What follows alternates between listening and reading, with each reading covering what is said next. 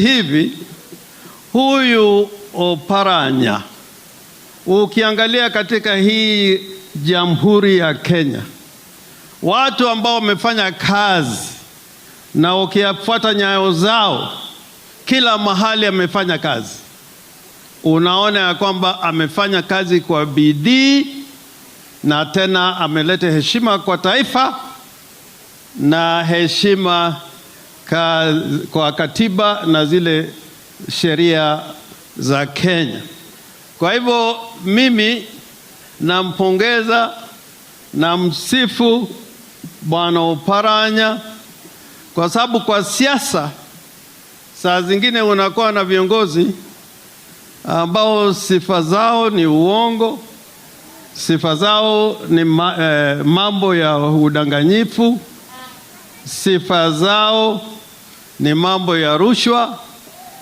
Lakini Oparanya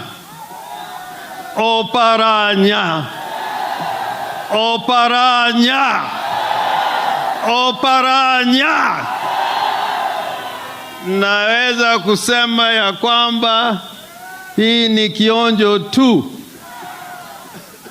Tukiangalia mbele, if we can prophesize the future of Kenyans who can bring honor and distinction to the Republic of Kenya.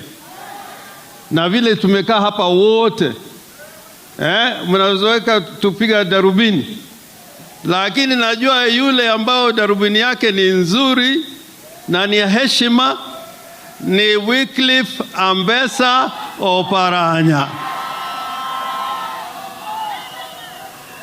Saa zingine Mheshimiwa Rais, nasema katika uwanja wa siasa kuna watu tofauti tofauti wanakuja kwa sampuli tofauti. Wengine ni wa sarakasi, akija kwa siasa ni sarakasi. Hata kwa dini pia saa zingine kuna watu wa aina ajabu, sampuli ya tofauti tofauti.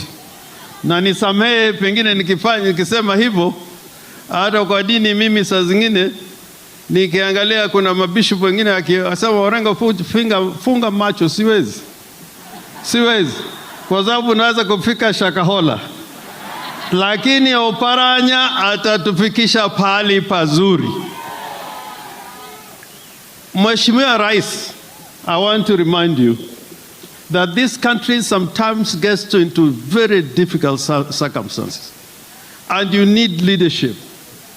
You need leadership with integrity. Na me, I can be your witness. In 2002, 2007, wakati ambapo kulikuwa na shida kubwa sana katika Kenya, and we were in that Serena group where we discussed many things about Kenya, which transited to the constitution that we have today. So I am sure with this new trajectory, Kenya can go to a better place. We are going to go to a better place. Yangu ya mwisho, Kenya is a multi-party democracy. Is a multi-party democracy. Na sitaki watu wasahau hiyo. Is a multi-party democracy.